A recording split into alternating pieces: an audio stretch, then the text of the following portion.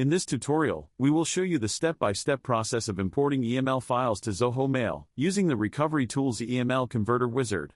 To install the Recovery Tools EML Converter Wizard, download it from the link in the video description. After installation, simply launch the software. To begin, click the Next button. Here users will see Select File or Select Folder options. Users can choose either one of the available options. Select the EML files you wish to import. Click Next. Check on checkbox to select EML files that you want to import. Click Next. Select a saving option allows you to save the file in your desired format for conversion. Let's select IMAP option for this tutorial. Enter your Zoho Mail account credentials and the IMAP host and IMAP port number. Our tool provide filter options to precise the conversion. Here user can see multiple export options to be included or excluded in imported EML files, such as date range, from, to, subject, exclude folders, and others.